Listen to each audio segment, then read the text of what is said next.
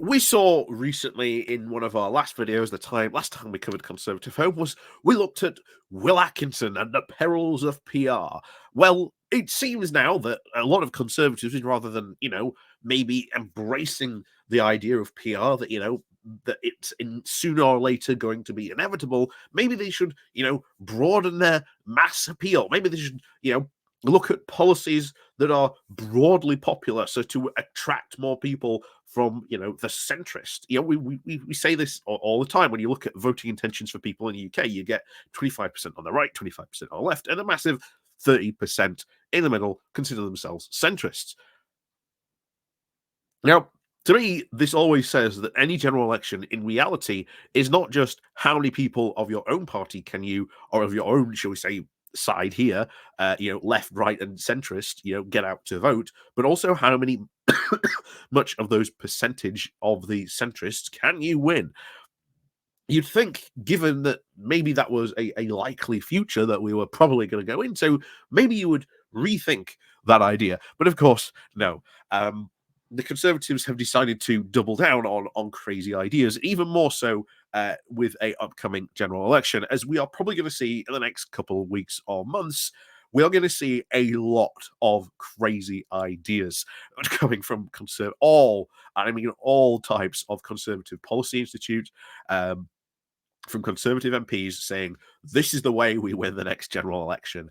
Like I say, prepare for a lot of craziness and wackiness over the next probably couple of months, because we are going to see a lot of these, And the first one up to bat is actually the the Institute for Policy Exchange, and their grand idea is that knowing that Keir Starmer might change the voting system or lower the voting age, well, what he is making a recommendation for the Conservatives to do now before they lose power is to put a referendum lock in place.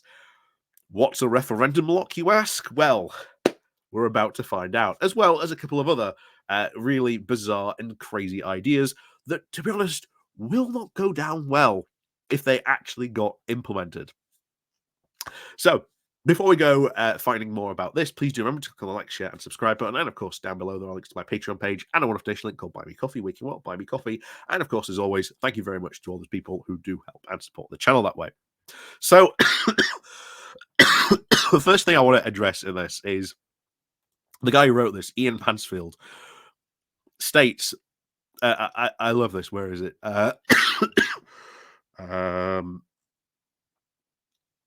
So here it is. So it should not be forgotten that in 2019, when a bill came to call an early general election was put before Parliament, Jeremy Corbyn and other MPs sought to amend the bill to lower the voting age to 16, aiming to force through a controversial partisan change to voting rules in order to rig the election in their favour. Oh, yes, because enfranchising people and allowing more people to vote is somehow rigging an election in your favour.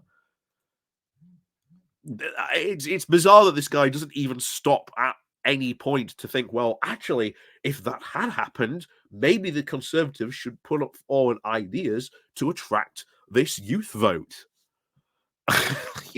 There seems to be absolutely no thinking that that could have been an opportunity to get more votes into their party. But like I say, this is the level of derangement the Conservative parties are getting into. So what are they suggesting to stop things like this from lowering the voting age? Well, in the next King's speech, what they want is a promise to have a referendum lock. So what is a referendum lock? What would it do?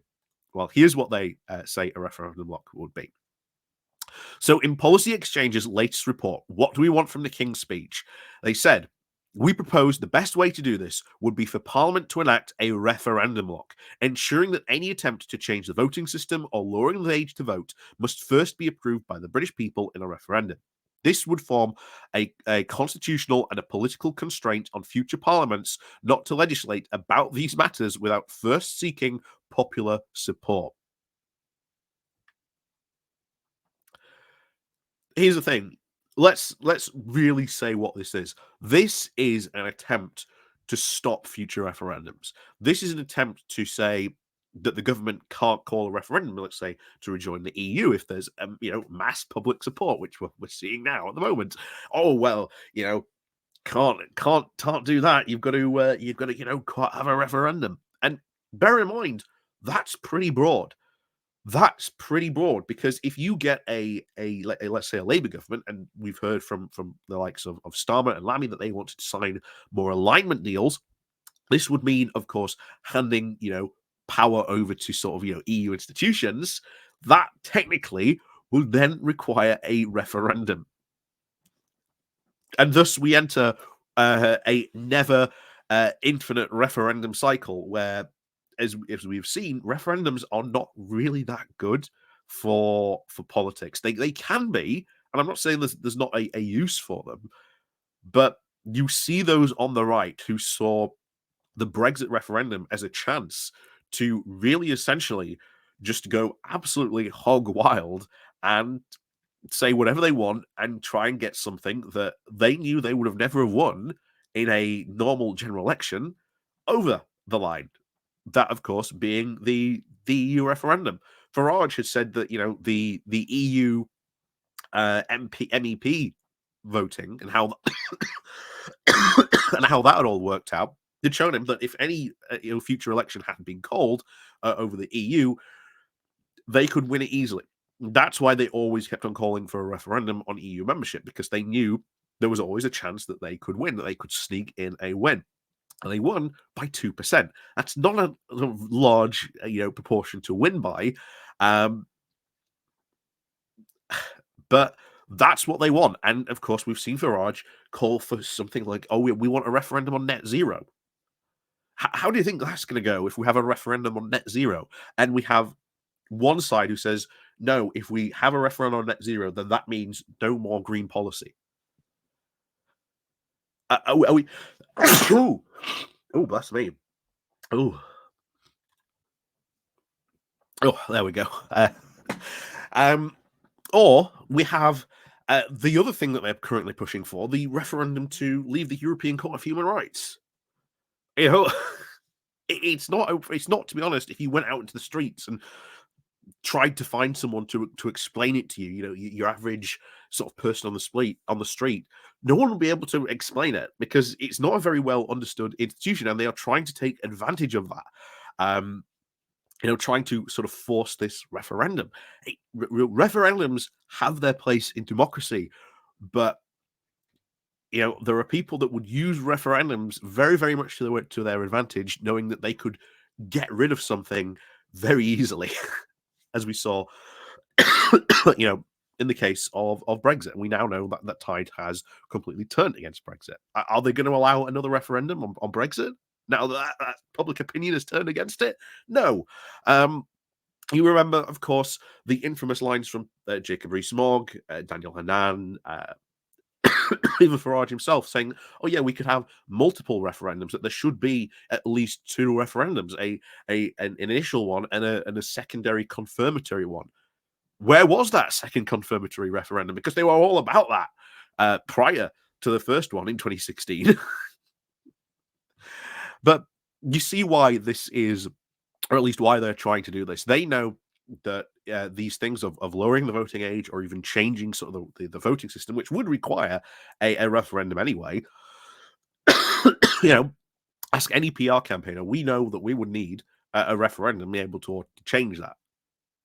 But what this is really about is trying to essentially enable or at least force a referendum when they are not in power, when they can do one. Because later on, they talk about that they should be able to, or at least the government should be call a referendum if there is, quote, enough popular support. And again, that is even more worrying, because how would you class popular support for a referendum? And then, so that was the first one, but there are two other things that they really want to do, and these are just in pure ideological things that aren't really going to have much of an impact, to be honest. So the first, the government should take steps to address the growth of radical and and contested political ideologies within our public services. The government should repeal the public sector equality duty to stop the public sector wasting money on unnecessary diversity initiatives. Well, first of all, you'd have to prove that these initiatives are no longer necessary. We don't see you producing any data for that. Might be interesting to see if you could produce any data for that. I don't think you really could. But they also say, while also leaving individual protections against discrimination unchanged and create a new and absolute, and this is the other bizarre one which would cause so much trouble. Um, I expect Phil to probably weigh in on this later on. Obviously, he used to be a teacher. Um, so a new and absolute right for parents to see what is being taught to their children. You already have that now. You can actually go and see the curriculum of what children are being taught very easily. But there you go. And then this is where it gets really worrying, and allow them to go to court if necessary to force schools to stop teaching age inappropriate or politically biased material. Interesting, they're going for, okay, what's age inappropriate or quote politically biased material? At that point, you can't teach history, you can't teach RE, you can't teach a lot of geography at that point. Um, what about, of course, if you did English and there was like a poet who, had a particular like left wing bias where you can't do anymore, so they're off the curriculum. What do we just meant to all, you know, do Shakespeare and that's it? Y- that would be so bad. It would be so bad for children's education. But these are part of the crazy political ideas that are coming forward at the moment from the Conservative Party and from these very much so conservative think tanks. Um, yeah, a referendum lock, I'm sorry, would be an absolutely stupid idea to do. It's obvious what they're trying to do. They're trying to make sure that in the future, that them being out of power, that they can sort of force a referendum on something that they don't like. Um, Kind of interesting. And then of course you've got again, okay, prove to me, submit your evidence that quote these diversity inclusion initiatives aren't necessary. I await your evidence. And then, of course, allowing parents to sue schools for teaching age inappropriate or politically biased materials. Yeah, that sure doesn't sound like a recipe for disaster at all, does it? Or for at least the right to start trying to dictate their own curriculum. Curriculum. Um, yeah, that would just be a bad idea altogether, to be honest. But no, these are, of course, the crazy ideas that are coming from the right, and of course, they are going to get desperate, and they're going to be even more crazy because a lot of these groups know that they're probably going to lose the next election, so it's an opportunity for them to get their voice heard and to try and get ahead into the leadership of whoever is going to be the leader of the next Conservative Party, so that their crazy ideas can be driven forward. Yeah, it shows you the direction of the Conservative Party in the future. It's going to be kind of interesting. And of course, as we said before, it's going to be played out here on the pages of Conservative Home. So, as always, thank you very much for watching. And of course, as always, we'll see you all next time.